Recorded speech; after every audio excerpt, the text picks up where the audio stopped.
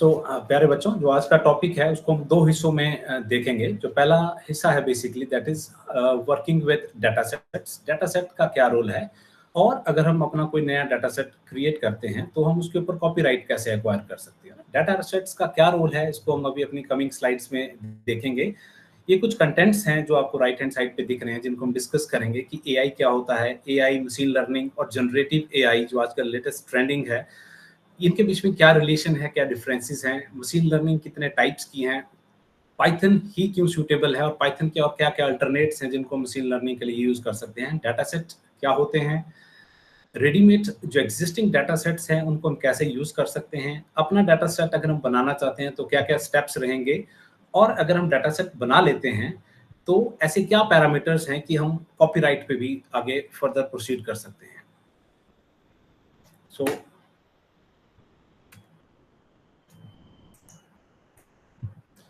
सबसे पहले हम डिस्कस करेंगे व्हाट इज एआई। देखिए, एआई क्या है कि हम मशीन को लर्न करवाएंगे किसी भी एक पर्टिकुलर डाटा के साथ, है ना, ताकि जो मशीन है वो ह्यूमंस की तरह बिहेव करे, ह्यूमंस की तरह, not like a normal humans, but अगर आप सेकंड लाइन देखेंगे like a rational humans. Rational मतलब उसको सही और गलत के बारे में पता होगा, बट सही और गलत के बारे में मशीन तभी पता कर पाएगी जब हमारा डाटा सेट सही होगा। तो अल्टीमेटली जो AI, machine learning, deep learning, जो भी हम सारी बातें कर रहे हैं, ये सारी की सारी जो टर्म्स हैं, ये सारी की सारी जो टेक्नोलॉजीज हैं, ये सारी डाटा ड्रिवन है basically.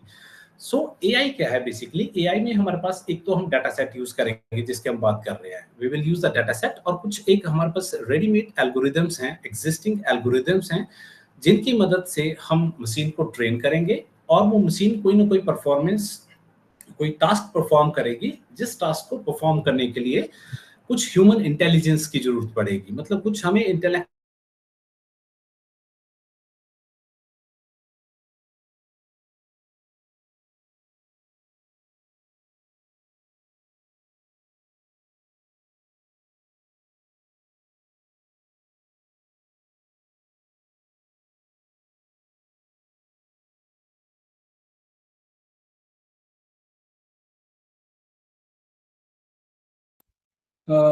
Sorry to interrupt, sir.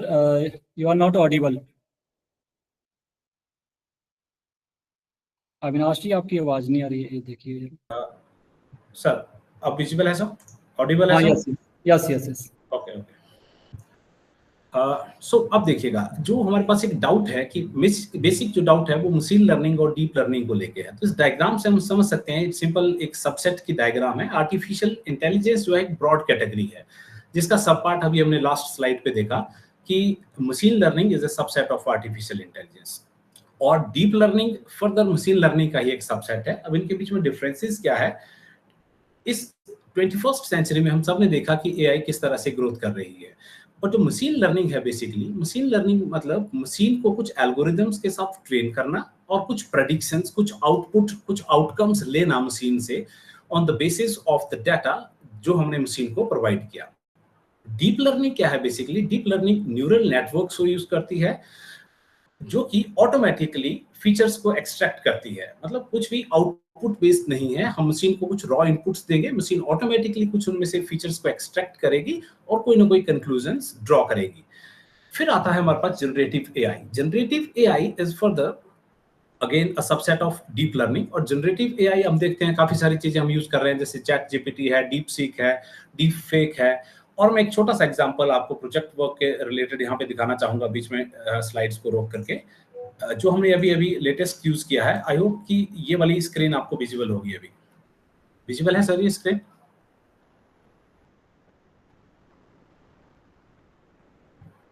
ये देखिएगा, ये गवर्नमेंट पॉलिटेक्निक कांगड़ा की एक वेबसाइट है जिसपे हमने एक जनरेटिव एआई बेस्ड एक चैट बॉट तैयार किया है। ठीक है, ये ऑलमोस्ट सिमिलर वे में काम करता है, लार्ज लैंग्वेज मॉडल के ऊपर ही काम करता है। ये आप लोग भी अपने प्रोजेक्ट में इसको इंक्लूड कर सकते हैं। जैसे इसको ऑलमोस्ट पॉलिटेक्निक टेक्निकल एजुकेशन के बारे में ऑलमोस्ट बड़ी सारी चीजें, 99% चीजें इसको टेक्निकल एजुकेशन के बारे में पता है। हम इसे कुछ भी पूछ सकते हैं ना। इसको बनाने के लिए हमने बॉटप्रेस एक प्लेटफॉर्म है उसको यूज किया है। जैसे फॉर एग्जांपल मैंने यहाँ पे क्वेरी लिखी है, tell me about the government polytechnic Hamirpur. तो इसने बड़ी सारी बातें, गवर्नमेंट पॉलिटेक्निक हमीरपुर कब स्टार्ट हुआ, क्या क्या ट्रेड्स चले हैं, और फर्दर वेबसाइट्स क्या रहेंगी, कॉन्टैक्ट नंबर्स क्या रहेंगे, अब मैं कहूंगा कि new trades in the government polytechnic Hamirpur, ये देखिएगा, इसको हमने ट्रेन कैसे किया है इसके ऊपर हम बाद में आएंगे। अभी कह रहा है कि गवर्नमेंट पॉलिटेक्निक हमीरपुर में इंटरनेट ऑफ थिंग्स का एक नया कोर्स चलना वाला है। अगर मैं गवर्नमेंट पॉलिटेक्निक कुल्लू के बारे में पूछूं तो ये पूरी डिटेल बता देगा। 2013 में स्टार्ट हुआ, ये ट्रेड चल रहे हैं, इतनी सीट्स है, ये ऑफिशियल वेबसाइट है और ये कॉन्टैक्ट डिटेल्स रही। अब इसको ट्रेन करने के लिए हमने सारे ही माध्यम से इसको ट्रेन किया है, पीडीएफ्स के माध्यम से भी इसको ट्रेन किया गया है। जो भी इंस्टीट्यूट की वेबसाइट में जो भी अपडेट्स होंगी, कोई भी चेंजेस होंगे, वो ऑटोमेटिकली इसमें रिफ्लेक्ट हो जाएंगे। और लास्ट में हमने इसको इस तरह से डिजाइन किया है कि आपको हिंदी में आपको कोई भी क्वेश्चन लास्ट में आपको एंड करेगा आपके कम्युनिकेशन को कि क्या मैं आपको कोई और मदद कर सकता हूं। ये अपने तरीके से, दिस इज जनरेटिव एआई, जैसे हमारे पास चैट जीपीटी काम करता है, ये ऑलमोस्ट उसी फैशन में वर्क करता है। So we will come back to our PPT. So I hope कि अब आपको ये चीज क्लियर होगी कि जनरेटिव एआई, डीप एआई और मशीन लर्निंग में क्या डिफरेंस है। फिर भी हम कुछ इसके फर्दर एग्जांपल्स देखते हैं, मशीन लर्निंग के एग्जांपल्स। लाइक आप सारे नेटफ्लिक्स यूज करते हैं, नेटफ्लिक्स पे, यूट्यूब पे आप कोई वीडियो देखते हैं, उसके बाद आपको कुछ वीडियोस ऑटोमेटिकली रेकमेंड होते हैं। अब ये डिपेंड करता है कि जो वीडियो आपसे पहले किसी और ने देखा, उसके बाद उस व्यक्ति ने कितना टाइम किसी और वीडियो, किसी और मूवी के ऊपर बिताया। On the basis of that Netflix ये मान के चलता है कि जो वीडियो उस आदमी ने देखा, उसके बाद वो नेक्स्ट वीडियो के ऊपर स्विच किया। हो सकता है कि आप भी सिमिलर चॉइसेस रखते हो, तो आपको उसी तरह के वीडियोस प्रॉम्प्ट किए जाएंगे। This is because of machine learning. Spam detection, हमारे पास काफी सारी ईमेल्स हम देखते हैं कि जीमेल में जो ईमेल्स आती हैं, किसी भी ईमेल के प्लेटफॉर्म पे जो भी ईमेल्स आती हैं, वो ऑटोमेटिकली स्पैम में चली जाती हैं। Amazon का प्रोडक्ट रिकमेंडेशन सिस्टम है, या फिर उबेर सर्च प्राइसिंग, पिछले कुछ दिनों में काफी कंट्रोवर्सी में रहा कि एक इसमें पैरामीटर्स कुछ ऐसे भी थे कि मोबाइल की बैटरी के साथ लिंक था कि अगर किसी की मोबाइल की बैटरी कम रह गई है, कोई उबेर बुक करना चाह रहा है, तो उसके प्राइसेस ऑटोमेटिकली हाइक हो जाएंगे। या फिर पीक आवर्स पे अगर हम उबेर कैब बुक करेंगे तो प्राइसेस ऑटोमेटिकली ज्यादा रह जाएंगे। फेसबुक फोटो टैगिंग है। अब डीप लर्निंग के एग्जांपल्स को देखिएगा। डीप लर्निंग में जैसे हमारे पास अडास सिस्टम के साथ गाड़ियां आ रही हैं, टेस्ला कार है जो ड्राइवरलेस कार है, उनमें क्या हुआ है, बेसिकली कोई डाटा नहीं दिया गया है ना, कोई एक रैंडम डाटा नहीं है हमारे पास। हमने मशीन को एक बार ट्रेन कर दिया है, on the basis of that train model ये जो कार्स हैं ये ऑटोमेटिकली डिसीजन ले रही हैं कि क्या करना है क्या नहीं करना है। गूगल ट्रांसलेट आप सारे जानते हैं, किसी भी रैंडम एक पेज के ऊपर आप अपनी हैंडराइटिंग से गूगल ट्रांसलेट पे जाएंगे, वो ऑटोमेटिकली आपकी सारी कन्वर्सेशन को जिस भी लैंग्वेज में आप कन्वर्ट करना चाहेंगे ऑटोमेटिकली कन्वर्ट कर देता है। डिसीज डिटेक्शन के लिए हम यूज कर सकते हैं ये सारे वर्चुअल असिस्टेंट्स हो गए, जैसे अलेक्सा, सीरी, गूगल असिस्टेंट।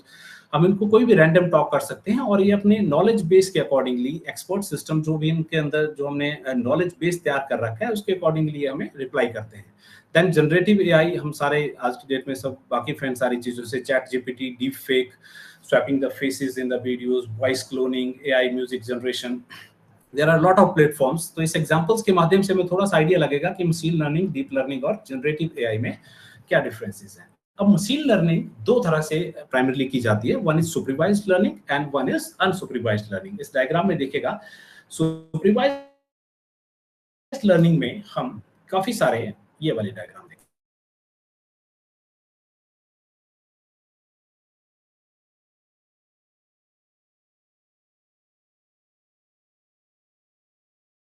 की पिक्चर ऐसी होगी, कऊ ऐसी होगी। आफ्टर दैट ये सारा डाटा हमने मशीन एल्गोरिदम को दिया, कुछ एल्गोरिदम्स अप्लाई हुए आप देख सकते हैं। उसके बाद जब मॉडल ट्रेन हो गया है, ट्रेन होने के बाद अगर मैं कोई भी रैंडम इनपुट दे दूंगा, लाइक अगर मैं यहाँ पे कऊ की कोई इनपुट दे दूंगा एज इनपुट, तो वो एल्गोरिदम ऑटोमेटिकली क्लासिफाई कर देगा that this type of image belongs to the cow category. This is supervised learning. So यहाँ पे एक चीज क्या है कि एक तो हमारे पास we have labelled data, plus we are categorising on the basis of some output also. However, इसका जो काउंटर पार्ट है दैट इज अनसुपरवाइज्ड लर्निंग, जो सेकंड कैटेगरी है हमारे पास। अनसुपरवाइज्ड लर्निंग में क्या है, ये देखिएगा, यहाँ पे डाटा देखिएगा, हमारे पास सिर्फ डाटा है और लेबल्स नहीं है, कोई भी है ना, लेबल्स नहीं है, फिर भी हमने इस डाटा को मशीन लर्निंग एल्गोरिदम में अप्लाई किया, प्री प्रोसेसिंग हुई और मशीन ने ऑटोमेटिकली इस फीचर को, इस चीज को कहते हैं फीचर एक्सट्रैक्शन। मशीन ने ऑटोमेटिकली कुछ फीचर्स एक्सट्रैक्ट किए इन इमेजेस में से, on the basis of those features इसने ऑटोमेटिकली कैटेगराइज कर दिया कि ये जो चीज है ये एक तरह की है, ये सारी चीजें दूसरी तरह की कैटेगरी से बिलोंग करती हैं, और जो ओनियंस हैं ये सारे एक ही कैटेगरी में बिलोंग करते हैं। This is unsupervised learning, means हम लेबल्स नहीं दे रहे हैं, मशीन फीचर एक्सट्रैक्ट करके ऑटोमेटिकली इस चीज को चेक कर रही है। इसके एग्जांपल्स को समझेंगे अब सुपरवाइज्ड लर्निंग के, like we have the prediction, ये सारे हम प्रोजेक्ट के लिए भी आप टॉपिक्स चूज कर सकते हैं सारे के सारे। Like we have the first topic, the first example is the linear regression, that is predictive house pricing. हम किसी भी एक पर्टिकुलर रूम का 2 रूम सेट है, 3 रूम सेट है, 1 रूम सेट है, उसके डायमेंशंस ऐड करेंगे, उसकी लोकेशन ऐड करेंगे, और on the basis of these parameters, कितने बेडरूम्स हैं, लोकेशन की रेटिंग क्या है, ये हमें एक पर्टिकुलर रूम का कुछ प्राइसिंग का एक एस्टिमेट थ्रो करेगा कि इतने रेट पॉसिबल हो सकते हैं। दूसरा स्पैम ईमेल डिटेक्शंस हैं, जिसके अंदर हमारे पास आएंगे कि अगर ईमेल हमारे पास लाइक ईमेल के कंटेंट्स में कहीं फ्री है, कोई ऑफर है, ठीक है, या कोई अटैचमेंट्स इस तरह की ऐड हो रखी हैं, या फिर सेंडर के डोमेन नेम्स के बेसिस के ऊपर हम देखेंगे कि पर्टिकुलर डोमेन की जो हमारे पास ईमेल्स आती हैं वो मोस्टली स्पैम में जाती हैं। तो डोमेन के बेसिस के ऊपर, वर्ड्स के बेसिस के ऊपर और अटैचमेंट के बेसिस के ऊपर हम आउटपुट क्या निकाल रहे हैं, output mail is either spam, mail is either not spam. एक और कैटेगरी हमारे पास लोन अप्रूवल की है, या क्रेडिट कार्ड जब भी हम अप्लाई करते हैं, हमारी इनकम कितनी है, हमारी इनकम कितनी है, हमारा क्रेडिट स्कोर कितना है, एग्जिस्टिंग डेबिट्स, लोन कितने ले रखे हैं, ऑन द बेसिस ऑफ हमें आउटपुट आएगी कि हमारा लोन या तो अप्रूव है या रिजेक्ट है। सिमिलरली मूवी रिकमेंडेशन सिस्टम हमने डिस्कस कर लिया, और throughout the slide we will be discussing this topic, that is strawberry leaf disease detection, इसके ऊपर हम बाद में आते हैं। These all are the examples of supervised learning. Then आते हैं हमारे पास अनसुपरवाइज्ड लर्निंग। अनसुपरवाइज्ड लर्निंग में बेसिकली हम फ्लिपकार्ट के ऊपर जाते हैं, बिग बिलियन डेज लगे हुए हैं, बिग बिलियन डेज पे जब भी हम शॉपिंग करेंगे तो फ्लिपकार्ट हमें as a customer different categories के अकॉर्डिंगली देख रहा है कि हमने क्या खरीदा, are be bulk buyers, are be casual buyers और are be premium buyers. Flipkart ने, अमेजोन ने, जितने भी शॉपिंग प्लेटफॉर्म है, उन्होंने कस्टमर्स की एक सेगमेंटेशन कर रखी है कि हमारे customer depending upon the products we purchase, depending upon our behaviour, उन्होंने हमें कुछ सेगमेंट्स में बांट रखा है। On the basis of that segment वो हमें एड्स थ्रो करते हैं प्रोडक्ट्स की। क्रेडिट कार्ड फ्रॉड डिटेक्शन, इसके लिए हम एक एल्गोरिथम जो यूज कर रहे हैं, that is dB scan. It is density based basically clustering. इसमें क्या होगा कि मेजॉरिटी ऑफ ट्रांजैक्शंस जो हम करते हैं बेसिकली एटीएम्स पे करते हैं, क्रेडिट कार्ड पे करते हैं, वो सारी मोस्टली फ्रॉड नहीं होती है ना, कुछ आउटलायर्स हो सकते हैं। आउटलायर्स मींस कि 1 लाख में से कोई 5 या 6 जो ट्रांजैक्शंस होंगी वो फ्रॉड हो सकती हैं। तो वो जो 5-6 ट्रांजैक्शंस होंगी वो अलग लोकेशन के ऊपर लाई करेगी। जब हम उनका डेंसिटी बेस्ड ग्राफ बनाएंगे तो उससे हम क्लियरली उन सारी जो आउटलायर्स होंगे उनको हम इजिली कैप्चर कर सकते हैं कि क्रेडिट कार्ड की फ्रॉड की डिटेक्शंस कौन कौन सी हुई हैं। सिमिलरली हमारे पास एक और एग्जांपल है, separating the voices in the crowded room. एक रूम है जिसमें बड़े सारे स्टूडेंट्स बैठे हुए हैं और सारे शाउट कर रहे हैं, सारे चिल्ला रहे हैं। स्टिल जो हमारे पास अनसुपरवाइज्ड लर्निंग एल्गोरिथम है वो उनमें से भी वॉइसेस को एक्सट्रैक्ट कर सकता है। So these all are the examples of unsupervised learning. और नेक्स्ट सबसे इंपॉर्टेंट जो एक चीज है कि पाइथन ही क्यों मशीन लर्निंग के लिए सबसे फेमस है। although we have other options like R language is there, we can use Java, we can use JavaScript, ये सारे ही मशीन लर्निंग के लिए कैंडिडेट्स हैं, पर जावा पाइथन के फेमस होने के कुछ कारण हैं। तो सबसे बड़ा जो इसका कारण है दैट इज इसकी जो लाइब्रेरी है that is very rich library and the frameworks. बड़ी सारी लाइब्रेरीज हैं, numpy, पांडा, मैटप्लॉट, सीबॉर्न, scikit-learn। हर एक चीज को करने के लिए स्पेसिफिक हमारे पास एक फ्रेमवर्क्स हैं। जो भी हम काम करना चाहें, लाइक Django इज देयर, अगर आपने वेबसाइट डेवलप करनी है Django यूज कर सकते हैं, ठीक है। नेक्स्ट आप एक एग्जांपल के माध्यम से समझेंगे that it is very easy to learn. ये वाला कोड अगर मैं सी में एग्जीक्यूट करना चाहूँ, इतना सा for I in the range, मैं 1 से लेकर के 5 तक नंबर प्रिंट करवाना चाहूंगा, सी में हमें काफी लंबा चौड़ा कोड लिखना पड़ेगा इसको प्रिंट करवाने के लिए, कोई वेरिएबल्स डिक्लेयर करने पड़ेंगे। But in the Python it is just 2 line game. तो लार्ज कम्युनिटी, काफी बड़ी कम्युनिटी है जो कंटिन्यूअस अपडेट्स आती रहती है हमारे पास, ताकि कोई भी प्रॉब्लम है उसको सपोर्ट करने के लिए एक ओपन कम्युनिटी है। क्रॉस प्लेटफॉर्म सी, सी प्लस प्लस, जावा, सारी ही लैंग्वेजेस के साथ कंपैटिबिलिटी है। और सबसे जो मेजर एडवांटेज है पाइथन की that is its ability to deal with the big data analytics. जितना मर्जी बड़ी डाटा होगा हमारे पास, हम पाइथन के थ्रू उसको इजीली इंटरप्रेट कर सकते हैं, एनालाइज कर सकते हैं और इजीली विजुअलाइज भी कर सकते हैं। नाउ जो मेन टॉपिक है हमारा आज का, कि अगर सब कुछ, सारी मशीन लर्निंग, सारा एआई, सारा डीप लर्निंग, अगर सब कुछ डाटा सेट के ऊपर ही डिपेंडेंट है तो डाटा सेट क्या होना चाहिए, what is data set basically, है ना। सो डाटा सेट क्या है? Data set is a collection of data. It is very understood term that it is a collection of data. उस डाटा को हम एनालिसिस के लिए यूज करेंगे, मॉडल्स को ट्रेन करने के लिए यूज करेंगे और फर्दर जब मॉडल ट्रेन हो जाएगा तब उसको टेस्टिंग के लिए भी यूज करेंगे ना। सारे ही हमारे मशीन लर्निंग या डीप लर्निंग प्रोजेक्ट्स के लिए दो तरह की डाटा सेट्स अवेलेबल होते हैं हमारे पास। मैं दोनों ही तरह के आपको एग्जांपल्स बताऊंगा। एक डाटा सेट जिसमें फीचर्स होंगे और लेबल्स भी होंगे, मतलब कुछ एक पर्टिकुलर फीचर्स होंगे। नीचे एक एग्जांपल दे रखा है, इसके ऊपर जल्दी आएंगे हम लोग। जैसे एक देखिएगा, ये हमारे पास रेनफॉल प्रेडिक्शन का है कि इस पर्टिकुलर डे के ऊपर 0.1% चांस है रेन के, यहाँ पे 23% चांसेस है रेन के। अब ये कैसे हो पा रहा है देखिएगा, दीज आर लेबल्स है ना, ये जो हम लेबल्स की बात कर रहे हैं, ऐसा डाटा सेट जिसमें लेबल्स होंगे। लेबल मतलब एक आउटपुट का पैरामीटर भी डिफाइन किया गया है कि अगर लॉन्गिट्यूड इतना होगा, टेम्परेचर 74 डिग्री होगा, ह्यूमिडिटी 20 होगी, क्लाउड कवरेज को कुछ एक पैरामीटर्स के साथ हमने डिफाइन किया है, विंड की डायरेक्शन नॉर्थ होगी, एटमॉस्फेरिक टेम्परेचर इतना होगा, प्रेशर इतना होगा, देन रेनफॉल की पॉसिबिलिटी इतनी है। ऐसा हमारे पास एक काफी बड़ा डाटा सेट होगा। सिर्फ 2 एंट्री से हम मशीन को लर्न नहीं करवा पाएंगे, ट्रेन नहीं कर पाएंगे। काफी बड़ा डाटा सेट होगा, हो सकता है उसमें 10,000 लाइंस का डाटा सेट हो, 1 लाख का हो, ठीक है, डिपेंड करता है कि हम डाटा सेट कैसा चूज कर रहे हैं ना। On the basis of these features, now there are the 2 things, ये जो ब्लू लाइन में कैप्चर कर रखे हैं हमने, दीज ऑल आर फीचर्स। ये सारे फीचर्स हमें लेबल्स को प्रेडिक्ट करने में मदद कर रहे हैं, ठीक है। तो वंस अगर हम मॉडल को ट्रेन कर लेंगे, उसके बाद अगर हम कोई अननोन डाटा देते हैं, कोई unknown temperature, humidity, cloud coverage देते हैं, विंड के डायरेक्शन देते हैं, on the basis of that हम रेनफॉल की जो पॉसिबिलिटी है, जो प्रोबेबिलिटी है, उसको प्रेडिक्ट कर पाएंगे। इसका मैं एक और एग्जांपल बीच में स्लाइड रोक के आपको देना चाहूंगा। आप आईपीएल के साथ सारे जानते हैं कि आईपीएल का जो स्टाइल है काम करने का, देखिए ये आईपीएल ऑक्शन का डाटा है अभी ना। आईपीएल ऑक्शन के डाटा में देखिएगा, यहाँ पे बड़े सारे प्लेयर्स को लिखा गया है, प्लेयर्स की टीम्स लिखी गई हैं कि कौन सा प्लेयर कौन सी टीम से है, ठीक है। बड़ी सारी फील्ड्स कैप्चर करी गई हैं प्लेयर्स के बारे में, ठीक है। सीरियल नंबर है, प्लेयर का नेम है, एज को हमने कैटेगरीज में बांट रखा है कि 1, 2 और 3 की, 30 से ऊपर वाले कौन सी कैटेगरी में जाएंगे, 20 और 30 के बीच कौन सी कैटेगरी में जाएंगे, और बिलो 20 कौन सी उसमें जाएंगे।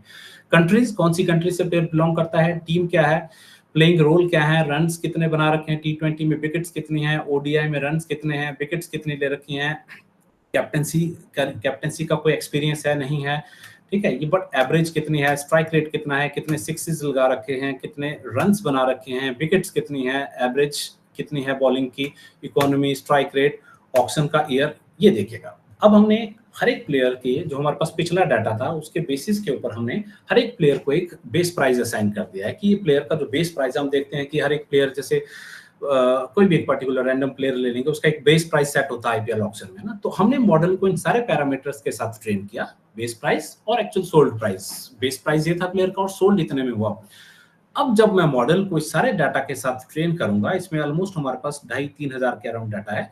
जब मैं इन सारे पैरामीटर्स के साथ मॉडल को ट्रेन करूंगा, और आफ्टर दैट सपोज आपको 2025 में कोई एक नया प्लेयर आ जाता है, उसके मैंने सारे पैरामीटर्स ये प्लेस किए, on the basis of this machine automatically उसका बेस प्राइस भी डिटेक्ट कर लेगी।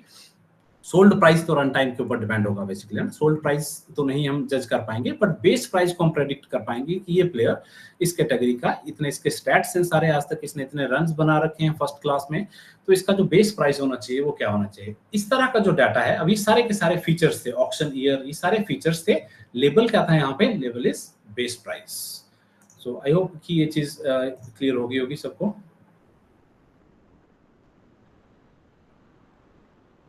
ठीक है, नेक्स्ट है हमारे पास अब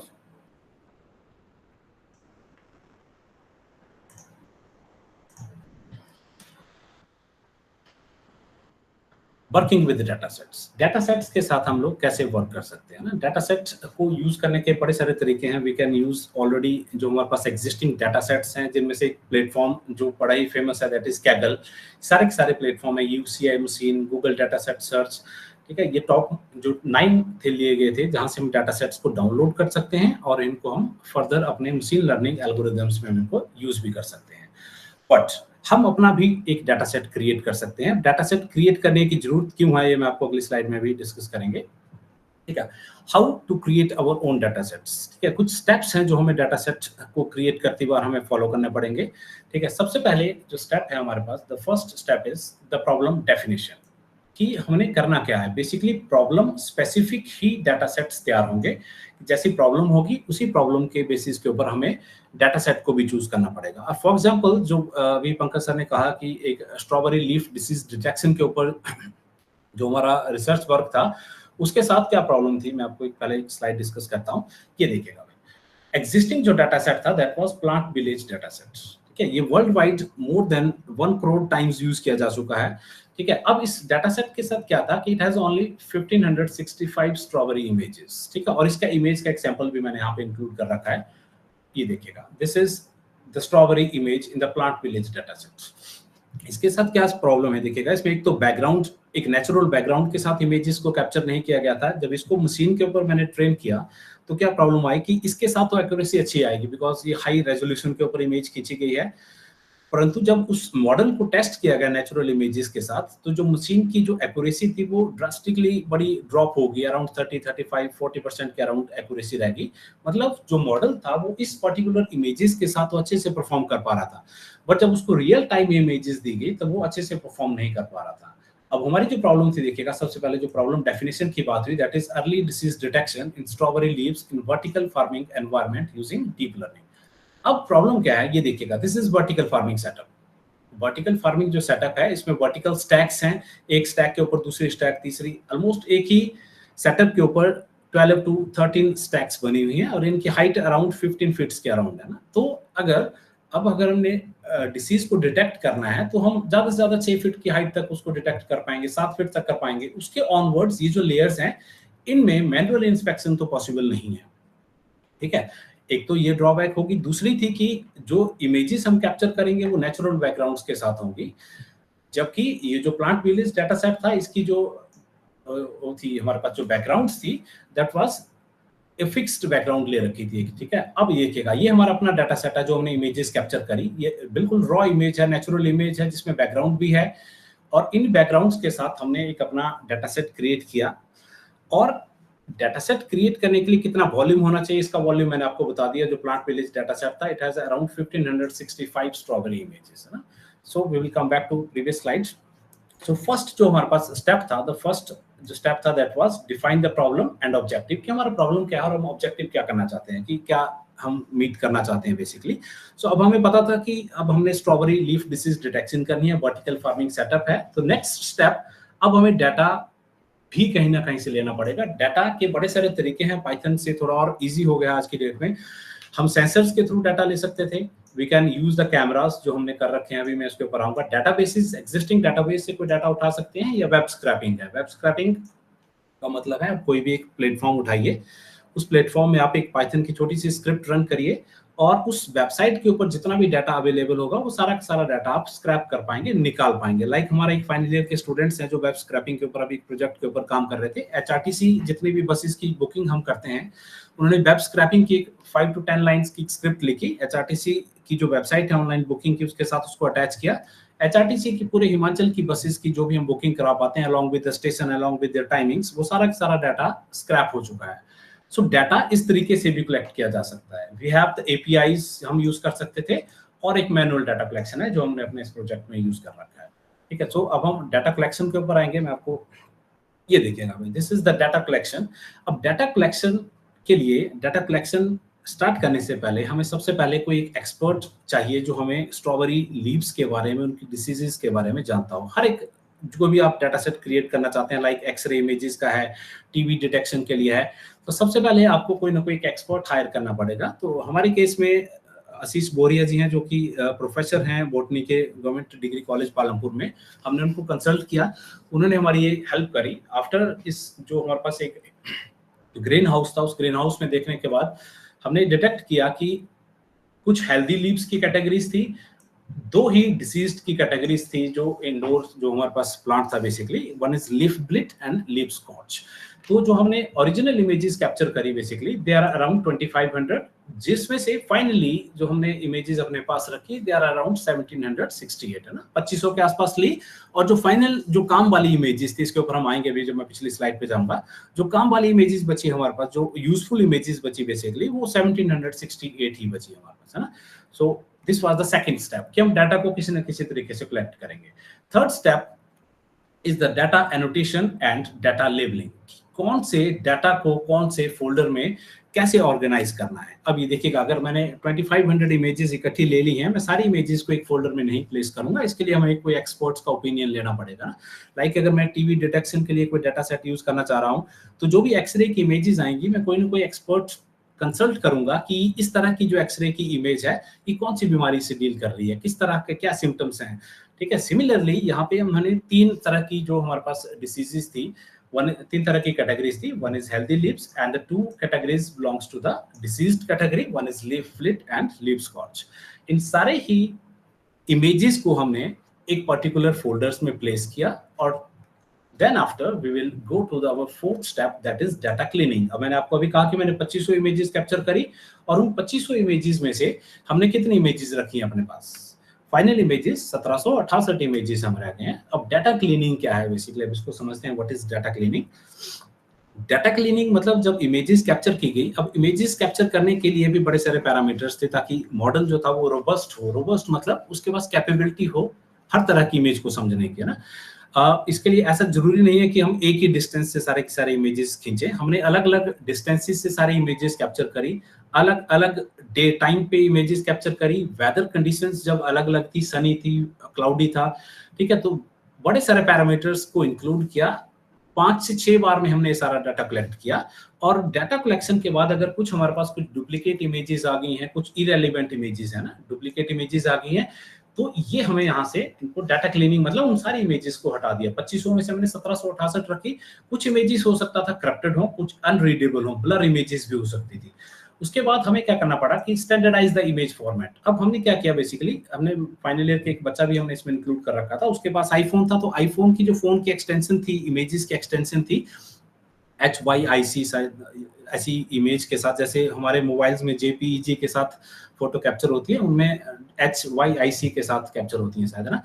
तो सारी इमेजेस को एक कॉमन फॉर्मेट में लाना भी एक टास्क था कि सारी की सारी इमेजेस या तो JPG में हो या उसको, ताकि मशीन यूनिफॉर्मली सारे उनको पढ़ पाए। Then after outliers. Outliers basically एक ऐसे सिनेरियोज हैं, एक ऐसी इमेज मैंने कैप्चर कर दी जिसके बैकग्राउंड में कोई डिस्टर्बेंस आ रही है। डिस्टर्बेंस मतलब कोई इरेलीवेंट चीज आ रही है, जो कि मुझे लगता है कि जब फाइनल मशीन ट्रेन करेंगे मॉडल को, तो वो हमें कुछ ना कुछ प्रॉब्लम क्रिएट करेंगी। Normalise the batch image size, सारी की सारी इमेजेस को, अब हम पता है हमें कि जब भी हम मोबाइल से फोटो कैप्चर करते हैं तो अलग अलग साइजेस के साथ फोटो कैप्चर होती है, कोई 4.2 मेगापिक्सल की होगी, कोई 5.8 की होगी। तो इमेजेस के साइज को नॉर्मलाइज करना भी एक टास्क था। And then background and the noise removing. अगर कोई नॉइसेस थी हमारे इमेजेस में, कुछ अनवांटेड कंपोनेंट्स थे, उनको भी हमें हटाना जरूरी था। तो डाटा क्लीनिंग के बाद it was the fourth step. अब हमारे पास जो फिफ्थ स्टेप आया, that is data transformation and pre processing, ठीक है। अब अभी जैसे पंकज सर ने कहा आपको कि टोटल 8790 इमेजेस थी, और मैंने अभी आपको कहा कि हमने जो इमेजेस कैप्चर करी दे आर अराउंड 1768, जो फाइनल इमेजेस हमने छोड़ी है। Now what is this data transformation and data pre processing? ये देखिएगा, दिस इज डाटा ट्रांसफॉर्मेशन, ठीक है। अब सपोज हो सकता है ये एक्चुअल इमेज है जो मैंने कैप्चर करी है, दिस जो फर्स्ट वन जो इमेज है, this is the actual image, ठीक है। आप इसका साइज देख सकते हैं, ये थोड़ी सी बड़ी है बाकी इमेजेस के कंपैरिजन में, जिसके बैकग्राउंड में काफी सारी नॉइसेस भी इंक्लूड है ना। नॉइस का मतलब ये था जो अनवांटेड कंपोनेंट्स थे बैकग्राउंड में। तो पहली चीज, this is image pre processing. ये जो पहला स्टेप था हमारे पास, that is image pre processing. The figure A जो है वो एक्चुअल इमेज को शो कर रहा है। उसके बाद अब हमने इमेज को क्रॉप किया, ये सब कुछ ऑटोमेटिकली है, this is all with the help of the Python script, है ना। इमेजेस को रिसाइज किया। स्टैंडर्ड मोस्टली जो मॉडल्स हैं, जो मशीन लर्निंग के मॉडल्स हैं, वो 224 into 224 पिक्सल्स के ऊपर ही काम करते थे। तो with the help of a Python script ये सारी की सारी इमेजेस क्रॉप हुई, रिसाइज हुई। देखिएगा, अब इन सारी इमेजेस में अगर आप देखेंगे एक हल्का सा आपको डिफरेंस नजर आएगा कि या तो ये इमेजेस फ्लिप हो रखी हैं या किसी एंगल के ऊपर रोटेट हो रखी हैं। एक ही इमेज है बेसिकली, है ना। इसी एक इमेज से फर्दर हमने फ्लिप और रोटेट करके, ताकि मशीन हर एंगल से इमेज को समझ पाए, है ना। मशीन बेसिकली जितना अच्छे से समझ पाएगी उतना ही अच्छे एक्यूरेसी रिजल्ट्स भी दे पाएंगे। और इसके अलावा अब जो मोस्ट इंपॉर्टेंट चीज थी, देखिए, that is image augmentation. Image augmentation मतलब एक इमेज से मैं कितनी इमेजेस जनरेट कर पाऊंगा। This is the actual image. ये मैं आपको प्रैक्टिकली अभी दिखाऊंगा अभी कि मेरे पास एक एक्चुअल इमेज है, और इस एक्चुअल इमेज से मैंने कितनी इमेजेस जनरेट कर दी हैं, और इनके बीच में डिफरेंस देखिएगा। एक इमेज से मैंने ऑलमोस्ट 5 इमेजेस जनरेट कर दी हैं, जो कि फ्लिप हुई हैं, रोटेट हुई हैं, ठीक है। और कुछ ना कुछ इनके साथ आप देखेंगे तो बैकग्राउंड की जो फिक्सिंग है कलर्स की, वो कुछ ना कुछ हमने चेंज कर रखी है, ऑटोमेटिकली मशीन ने कर रखी है। ये देखिएगा, ये वाले पोर्शंस देखिएगा ना, अब ये करने के लिए हमारे पास पाइथन में स्क्रिप्ट है, that is image augmentation. Image augmentation की मदद से हमने वो 1768 जो इमेजेस थी उनको हमने 8790 इमेजेस में कन्वर्ट कर दिया। मैं पाइथन की आपको छोटी सी स्क्रिप्ट दिखाऊंगा जिसकी मदद से हम ये काम कर पाएंगे।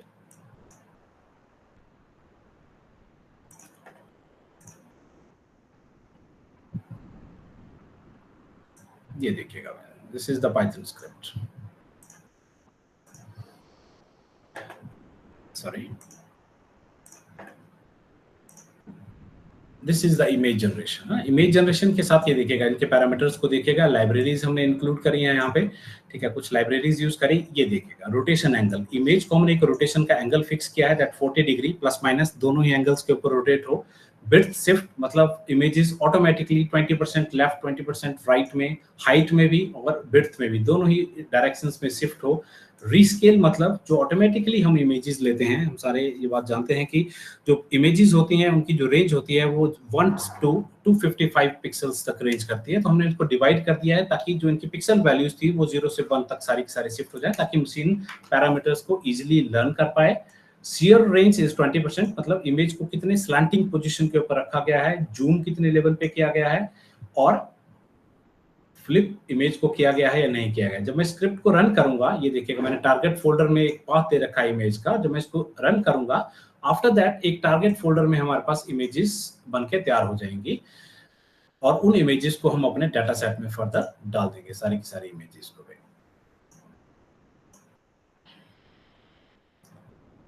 Then this is image augmentation है। तो इमेज ऑगमेंटेशन के साथ हमने जो अपनी इमेज का वॉल्यूम था वो हमने 1768 से 8790 तक बढ़ा दिया है। After that next phase is, जब हमने अब सारा का सारा हमारे पास जो वॉल्यूम था इमेजेस का वो तैयार हो गया है, सबसे इंपॉर्टेंट स्टेप जो हमारे पास मशीन लर्निंग का है दैट इज डाटा स्प्लिटिंग। इस इमेज में आप देख पाएंगे कि अब हमने मशीन जो भी हमारे पास डाटा सेट तैयार हुआ 8790 इमेजेस का, उसको मैंने 3 हिस्सों में डिवाइड कर दिया है और ये 3 हिस्से बड़ा इंपॉर्टेंट रोल प्ले करते हैं मॉडल की एक्यूरेसी के लिए। हमने कुछ एक इमेजेस को ट्रेन फोल्डर में डाल दिया, ट्रेन मतलब जो मॉडल को ट्रेन करेंगे, वैलिडेशन मतलब ट्रेनिंग के दौरान अगर कुछ एक्स्ट्रा फीचर्स की जरूरत पड़ेगी तब हम दोबारा से उन इमेजेस को कंसल्ट करेंगे ताकि बेटर एक्यूरेसी हो पाए, और लास्ट में कुछ एक इमेजेस हमने रॉ छोड़ दी जो हमने सिर्फ टेस्टिंग के लिए, ताकि हम ये इमेजेस कभी भी मॉडल को एक्सप्लोर नहीं हुई, मॉडल ने ये इमेजेस टेस्टिंग फोल्डर वाली कभी इमेजेस चेक ही नहीं करी, क्योंकि ये सिर्फ एक्यूरेसी को चेक करने के लिए बारी बारी मॉडल क्या करेगा, टेस्टिंग फोल्डर की सारी इमेजेस को मॉडल की एक्यूरेसी के लिए यूज करेगा और फिर चेक करेगा कि क्या एक्यूरेसी अकॉर्डिंगली आ रही है या नहीं आ रही है। तो हमने ट्रेन फोल्डर में देखेगा इतना वॉल्यूम जो था हमने इमेजेस का वो हमने ट्रेन फोल्डर में डाल दिया। इसके लिए भी हमारे पास कुछ अलग अलग रेशोस हैं, लाइक वी कैन, इस केस में हमने 70% जो मैंने डाटा था, जो 70% की जो इमेजेस थी वो मैंने ट्रेन फोल्डर में रखी थी ऑलमोस्ट, 15% हमने वैलिडेशन फोल्डर में डाली और 15% ही हमने टेस्टिंग फोल्डर में डाल दी। ठीक है, ये हमें वेरी करने पड़ते हैं मॉडल की एक्यूरेसी के अकॉर्डिंगली, बट जो फाइनल आउटकम हमारी जो आई थी दैट वाज अराउंड 70% जो इमेजेस थी वो ट्रेन फोल्डर में थी, 15% वैलिडेशन में थी और 15% ही हमने टेस्टिंग फोल्डर में रखी थी। और ये वो 3 डिफरेंट कैटेगरीज थी जो हमने इमेजेस की कैप्चर करी थी। लीफ ब्लिट की जो इमेजेस थी वो इस तरह की थी, हेल्दी लीव्स की इमेजेस इस तरह की थी, और जो लीफ स्कॉर्च वाली इमेजेस थी, इन 3 कैटेगरीज के लिए हम अपना जो क्लासिफिकेशन एल्गोरिथम है वो हम यूज कर रहे थे। अब 3 कैटेगरीज थी, so now it is not a binary classification ना हुआ ना, अभी मल्टी क्लास क्लासिफिकेशन बन जाती है। मल्टी क्लास मतलब एल्गोरिथम ही डिसाइड करेगा कि क्या ये जो लीफ था it is healthy, it is leaf blight और इट इज लीफ स्कॉर्च। ये अब एक्चुअल वॉल्यूम हमारे पास सामने आया, जो डाटा सेट के स्टैटिक्स थे हमारे पास। ओरिजिनल इमेजेस ये देखिएगा, ओरिजिनल इमेजेस जो मैंने आपको बताया, ओरिजिनल इमेजेस 1768 के अराउंड ओरिजिनल इमेजेस थी। इतनी हमने ऑगमेंटेड इमेजेस क्रिएट करी, सिंथेटिक इमेजेस कहते हैं हम इनको बेसिकली, ठीक है, जो हमने डाटा ऑगमेंटेशन उस पाइथन की स्क्रिप्ट के साथ हमने क्रिएट करी, और इतना वॉल्यूम हमने क्रिएट किया। आफ्टर दैट ये फाइनल वॉल्यूम था जो हम इमेजेस का क्रिएट कर पाए। 8790 इमेजेस के साथ हमने फाइनल मॉडल को तैयार किया, डाटा सेट के जो स्टैटिक्स थे हमारे पास। अब देखिएगा, अब डाटा सेट तैयार है, डाटा सेट या तो रेडीमेड भी हो सकता था, हमने खुद से भी तैयार करना देख लिया कि हम कैसे डाटा सेट को तैयार कर सकते थे। बट अब मॉडल उस डाटा सेट को कॉपीराइट के लिए आगे ले जाना है या नहीं ले जाना है, वो कितना यूजफुल है, बेसिकली एक ये भी सबसे बड़ा इंपॉर्टेंट पैरामीटर है कि जो मॉडल, जो डाटा सेट हमने तैयार किया है वो कितना यूजफुल है। अब इस यूजफुलनेस को देखने के लिए हमने यूज किया deep learning algorithm, that is convolutional neural network. बड़े सारे एग्जांपल्स हैं कन्वोल्यूशनल न्यूरल नेटवर्क्स के, like we can use BGG16, ये सारे एल्गोरिथम्स हैं। VIT, एफिशिएंट नेट आ गया, एलेक्स नेट, ली नेट, गूगल नेट, और भी बड़े सारे एल्गोरिथम्स हैं जो CNN कैटेगरी से बिलोंग करते हैं। अब ये काम कैसे करते हैं देखिएगा, ये सारा जो एक वो है कि किस तरह से काम करते थे। ये एक सिंगल इमेज है स्ट्रॉबेरी की जो हमें दिख रही है, ठीक है। मॉडल ने इस सिंगल इमेज को इस तरह से ट्रीट किया, इस सिंगल इमेज से इस इतने से छोटे से फीचर के लिए जब फीचर मैप तैयार किया गया, इन फीचर्स को लर्न किया गया, तो इस पर्टिकुलर फीचर से इतनी सारी लेयर्स एक्सट्रैक्ट कर ली गई इतने से पोर्शन के बारे में। This is the work of convolutional neural layer, ठीक है। कन्वोल्यूशनल लेयर ने क्या किया, एक छोटे से सेगमेंट को रीड किया और उसके फीचर्स का एक मैप तैयार किया कि ये पोर्शन ऐसा दिखेगा, ऐसा दिखेगा।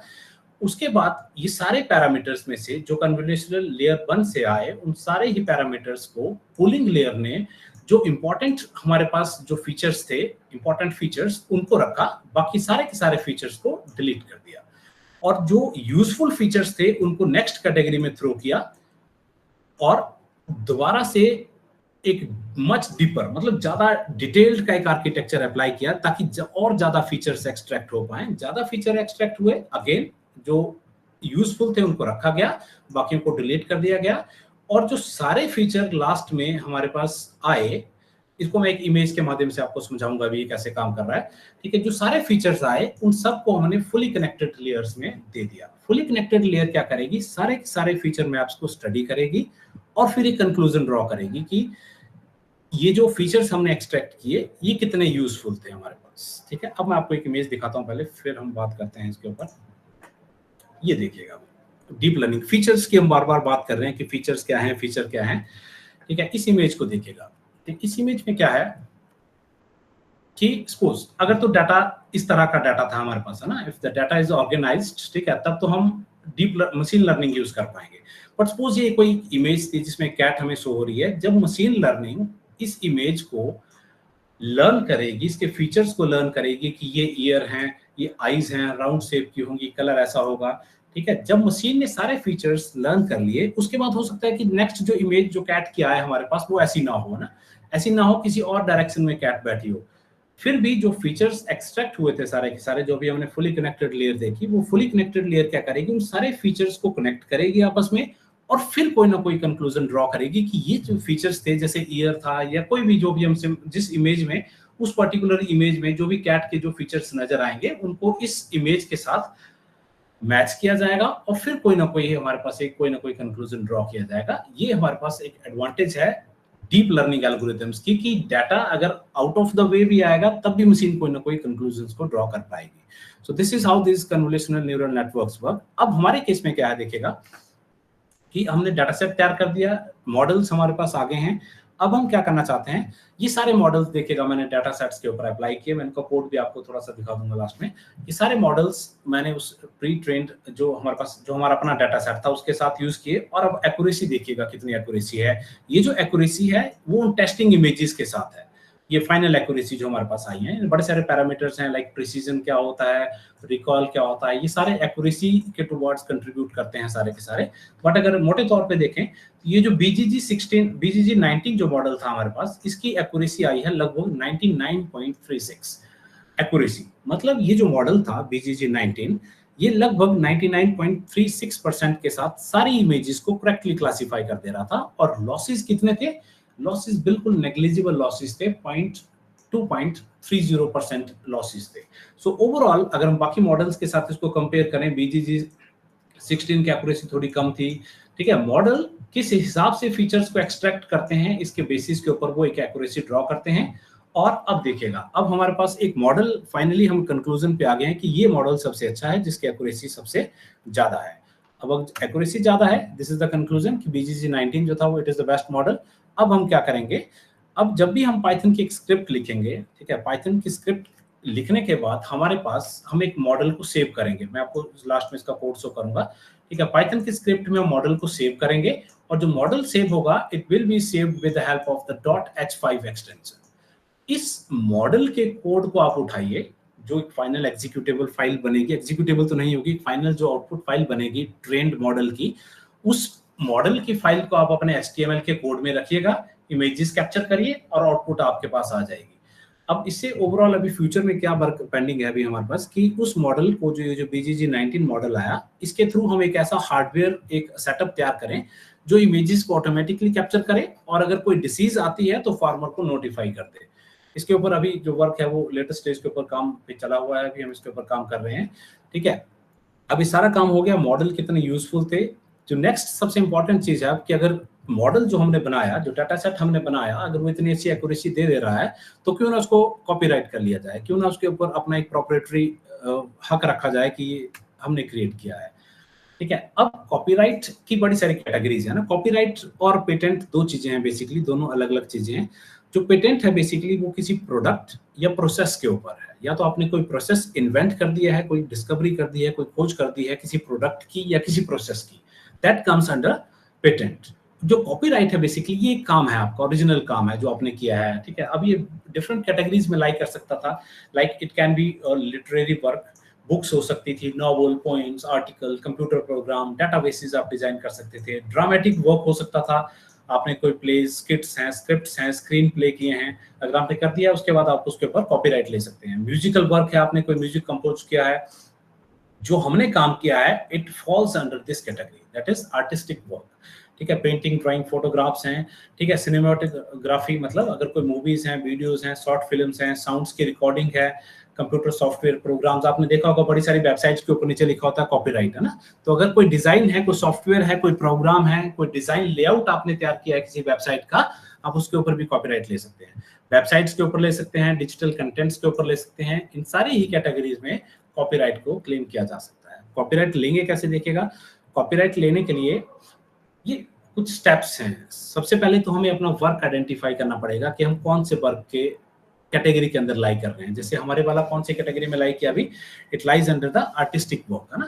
देन हमें अपने उस वर्क की एक कॉपी तैयार करेंगे, एक सॉफ्ट कॉपी में दिखाऊंगा अभी आपको क्या डॉक्यूमेंट्स हम तैयार करेंगे जिनके बेसिस के ऊपर हमें कॉपीराइट मिलेगा, ठीक है। एक हमें एक कॉपीराइट की एक कॉपी तैयार करनी पड़ेगी कि मैंने काम क्या किया है, कैसे मैंने इमेजेस कैप्चर करी हैं, क्या मैंने मेथोडोलॉजी यूज करी है। उसके बाद जब ये दोनों स्टेप्स हो जाएंगे, हमें अपना वर्क की कैटेगरी पता लग जाएगी और हमने इसकी सॉफ्ट कॉपी तैयार कर ली है। उसके बाद हम वेबसाइट के ऊपर जाएंगे copyright.gov.in के ऊपर, ठीक है। वहां पे जाकर के या तो हमें रजिस्टर करना पड़ेगा, या फिर अगर ऑलरेडी रजिस्टर्ड है then we simply log in करेंगे और उसके बाद हमें फॉर्म 14 वहां पे फिल करना है। इसके स्टेप्स में आपको दिखाऊंगा अभी, ठीक है। उसके बाद आती है कि कितनी फीस हमें पे करनी पड़ेगी। जो हमारे पास आर्टिस्टिक वर्क, लिटरेरी वर्क आया, जैसे हमने बुक्स लिखी हैं या कोई फोटोग्राफ्स हैं, इनकी जो फीस है दैट इज अराउंड 500 रुपीज, ठीक है। एक कॉपीराइट लेने के लिए आपको आर्टिस्टिक और लिटरेरी कैटेगरी के जो वर्क है आपको 500 पे करना पड़ेगा, जबकि जो सिनेमेटोग्राफिक है, साउंड्स रिकॉर्डिंग है या सॉफ्टवेयर है, उनकी जो फीस है दैट इज 2000 रुपीज। और आप अगर एक बार आप कॉपीराइट ले लेते हैं, it is valid for 65 years, 65 साल तक वो कॉपीराइट आपके साथ रहेगा, ठीक है। आपने एप्लीकेशन फिल कर दी, आपने फीस पे कर दी, आप उसके बाद आपको एक डायरी नंबर दिया जाएगा। डायरी नंबर मतलब फ्यूचर रेफरेंस के लिए ना। फ्यूचर रेफरेंस के बाद उसके बाद आपको 30 डेज के लिए और एक ऑब्जेक्शन पीरियड रहेगा कि किसी पर्टिकुलर फर्म को, किसी को कोई ऑब्जेक्शन तो नहीं है आपके जो आप कॉपीराइट क्लेम कर रहे हैं। अगर नहीं होगा आफ्टर 30 डेज, वो कहाँ चला जाएगा, it will go to the examination under the registrar. Registrar इसको एग्जामिन करेंगे और अगर सब कुछ ठीक रहेगा तो वो आपको सर्टिफिकेट ग्रांट करेंगे, अदरवाइज वो आपको दोबारा स्टेप्स करने के लिए कहेंगे, जो उनके डाउट्स होंगे वो आपको क्लियर करने पड़ेंगे, आपको दोबारा जो प्रोसेस है वो आपको रेक्टिफाई करना पड़ेगा, ठीक है। जब ये सारी चीजें हो जाएंगी उसके बाद हमारे पास लास्ट में आता है, हमारे पास कुछ इस तरह का एक सर्टिफिकेट हमें जो गवर्नमेंट ऑफ इंडिया की तरफ से ग्रांट होगा, सॉरी, इस तरह का एक सर्टिफिकेट हमें लास्ट में ग्रांट होगा गवर्नमेंट ऑफ इंडिया की तरफ से, ठीक है। अब जो बेसिक काम है हमारे पास, मैं आपको स्टेप्स दिखाता हूँ। पहले तो डाटा सेट को प्लेस कैसे करेंगे देखिएगा, 2-3 चीजें हैं जो अभी हम कवर करेंगे। ये देखिएगा, ठीक है। डाटा सेट को रखने के लिए ये हमारे पास डाटा सेट था,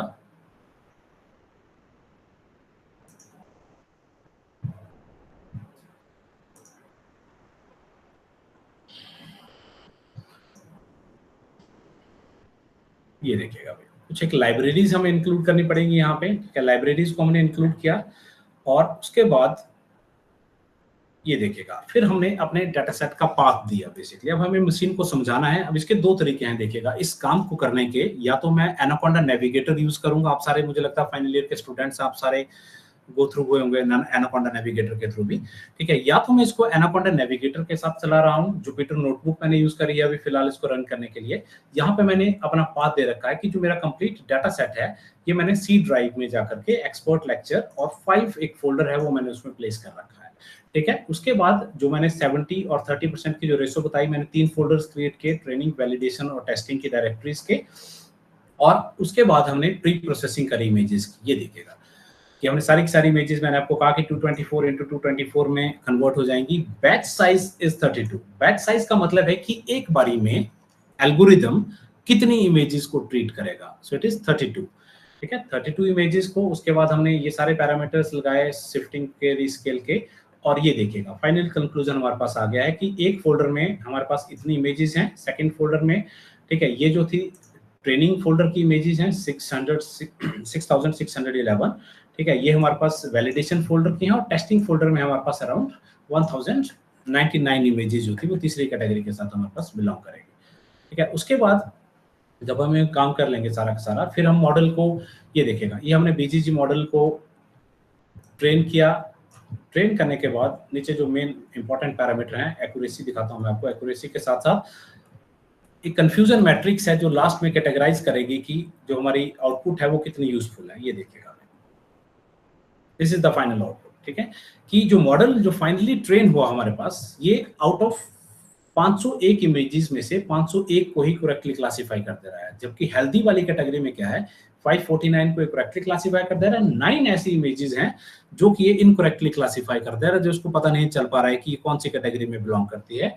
और जो लिफ्ट ब्लिट की कैटेगरी थी, 40 आउट ऑफ 40 इमेजेस को इसने करेक्टली क्लासिफाई करती है। अब कुछ इमेजेस इनकरेक्टली भी क्लासिफाई हुई हैं, इसकी वजह से जो इसकी जो एक्यूरेसी है मॉडल की, दैट इज अराउंड 99.36, ठीक है। और जो फाइनल जो हमारे पास आउटकम आई, दैट इज 99.36, ठीक है। अब ये जो जुपिटर नोटबुक पे जो हम इसको रन कर रहे हैं, इसका एक अल्टरनेटिव भी है बेसिकली। जुपिटर नोटबुक जो था वो कंप्लीटली हमारे कंप्यूटर की स्पेसिफिकेशन के ऊपर डिपेंडेंट है। इस एक पर्टिकुलर प्रोग्राम को चलाने के लिए अराउंड 8 to 9 आवर्स लगेंगे। ये सिंगल प्रोग्राम जो मैं चला रहा हूँ 8 से 9 घंटे का टाइम लगेगा अगर मैं इसको अपने लैपटॉप के ऊपर रन कर रहा हूँ।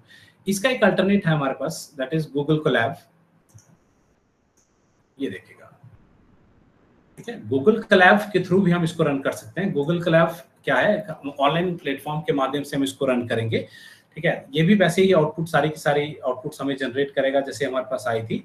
इसके अलावा ये कुछ एक चीजें हमें एक्स्ट्रा फीचर्स भी प्रोवाइड करता है। ये फ्री वर्जन है गूगल कोलैब का बेसिकली, है ना। अगर हम रन टाइम के ऊपर जाएंगे, रन टाइम पे जाके अगर मैं चेंज रन टाइम करूंगा, ये देखिएगा अभी नॉर्मल गूगल ने हमें क्या एलोकेट कर रखा है, गूगल हमें सिर्फ एक सिंपल सीपीयू एलोकेट कर रखा है, ठीक है। इसके 2 तरह के सब्सक्रिप्शंस आते हैं हमारे पास, ठीक है। ये देखिएगा, मैं यहाँ पे 4 GPU भी सिलेक्ट कर सकता था। कुछ ऑप्शंस आप देख रहे हैं कि ये डीएक्टिवेटेड है सारे के सारे ऑप्शन। इसके लिए मुझे गूगल कोलैब प्रो या गूगल कोलैब प्रो प्लस 2 तरह के वेरिएंट है जो इनकी सब्सक्रिप्शन है, वो मैं ऑप्ट करूंगा। और यही काम जो मैंने आपको पहले कहा कि अगर मैं 8 to 9 आवर्स में करूंगा, ये सारा काम अगर मैं अच्छा एक प्रोसेसर ले लेता हूँ, TPU is a new term basically, जो गूगल ने खुद से एक सुपर चिप्स इन्वेंट करी हैं, टेंसर प्रोसेसिंग यूनिट्स इनका नाम है। अगर मैं इसको सिलेक्ट कर लेता हूं, इसकी सब्सक्रिप्शन जो फीस है वो मुझे अराउंड $50 पर मंथ पड़ेगी, और ये सारा ही जो प्रोग्राम है वो अराउंड 50 मिनट्स में रन हो जाएगा सारा सारा। It means, but it is dependent on the speed of the internet basically, है ना, कि इंटरनेट की कितनी स्पीड है। गूगल ने हमें एक TPU तो एलोकेट कर दिया है, बट हम कितनी स्पीड के साथ डाटा ले जा रहे हैं, डाटा आ पा रहा है, it is internet specific basically. But ये सारा काम अगर इंटरनेट की स्पीड अच्छी है तो जो 8-9 घंटे का काम था वो हम विदिन 1 आवर इसको हम कंप्लीट कर पाएंगे। ये गूगल कोलैब के एडवांटेजेस हैं। अगर मशीन लर्निंग के लिए हम इसको प्रेफर कर रहे हैं तो बेटर है कि हम इसकी सब्सक्रिप्शन वाले मॉडल पे भी जा सकते हैं।